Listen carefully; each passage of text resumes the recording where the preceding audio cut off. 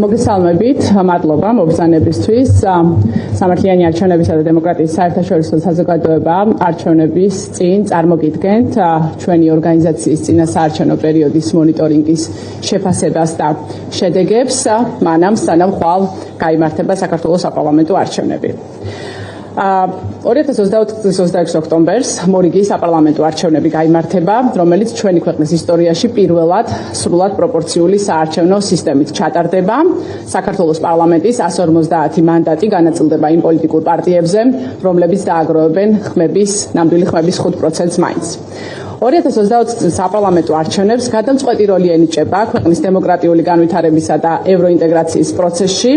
ევროკომისიის მხრიდან კანდიდატის სტატუსის მინიჭების დროს გაცემულ 9 რეკომენდაციას შორის ერთ-ერთი არის თავისუფალი, სამართლიანი და კონკურენტული არჩევნების ჩატარება. შესაბამისად, ამ არჩევნების ჩატარება და შეფასება მნიშვნელოვანწილად განსაზღვრავს ჩვენი ქვეყნის ევროინტეგრაციის პროცესს, რომელიც ამ ეტაპზე ფაქტობრივად შეჩერებულია. მოახლოებულ არჩევნებს ქვეყნის მომავლისთვის გადამწყვეტად მიიჩნევენ ძირითადი პოლიტიკური გაერთიანებებიც და ისინი ფაქტიურად ამ არჩევნებს რეფერენდუმად სახავენ.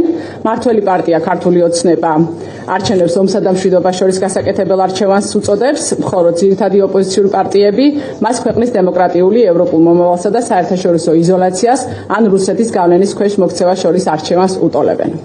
არჩევნები ოფიციალურად 27 აგვისტოს დაიწყო, თუმცა შეფასებისთვის, რა თქმა უნდა, ძალიან მნიშვნელოვანია ყველა ის პროცესი, რაც მანამდე განხორციელდა.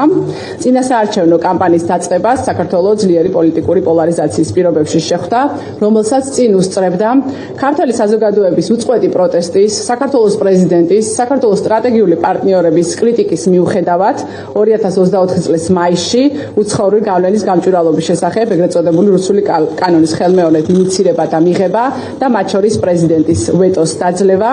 ამ კანონის მიღებასთან ახლდა სამოქალაქო საზოგადოების საწინააღმდეგო უპრეცედენტო მასშტაბის დისკრედიტაციული კამპანია, ასევე ხელისუფლების კრიტიკოსების დაშინების მცდელობა, მუხარი შემცველი ზარებით და რიგ შემთხვევაში ფიზიკური თავდასხმებით. სამოქალაქო საზოგადოების წინააღმდეგ გზავნილები მოგვიანებით მმართველი პარტიის მიერ წარმოებულ საარჩევნო კამპანიაშიც აისახა. წინასაარჩევნო პერიოდში ასევე აქტუალური იყო ანტიდასავლური, მათ შორის ევროსკეპტიკური გზავნილები და ამას დაემატა ომში მყოფი უკრაინელი ხალხის ტრაგედიის საარჩევნო მიზნებისთვის გამოყენება. არჩევნებში მონაწილეობის მიზნით ცენტრალურ საარჩევნო კომისიაში რეგისტრაცია გაიარა და სიები წარადგინა 18 პოლიტიკურმა გაერთიანებამ.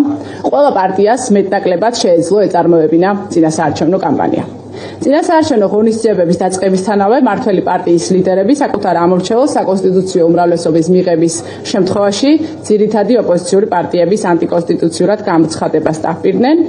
კამპანიის განმავლობაში მმართველი პარტია სარგებლობდა მნიშვნელოვანი უპირატესობით მის მხარეს არსებული ადმინისტრაციული რესურსის გამო. ადგილი ჰქონდა საარჩევნოდ მოტივირებულ არაერთ სოციალურ, ეკონომიკურ თუ ინფრასტრუქტურულ პროექტისა და პროგრამის ინიცირებას და საბიუჯეტო ორგანიზაციების თანამშრომელთა მმართველი პარტიის სააგიტაციო ღონისძიებებში აქტიურ მონაწილეობას. წინასაარჩევნო გარემოში მოკლედ რუსული კანონის მიღება, სამოქალაქო საზოგადოების დისკრედიტაცია, ანტიდასავლური რიტორიკა, მუქარა ოპოზიციის გაუქმებით, ეს და სხვა მნიშვნელოვანი ამბები, რაც მოხდა წინასაარჩევნო პერიოდში, ასახულია სამართლიანი არჩევნების წინასაარჩევნო ანგარიშში. ეს ორგანიზაცია არჩევნებს დააკვირდება და საბოლოო ანგარიშს კენჭისყრის შემდეგ გამოაქვეყნებს.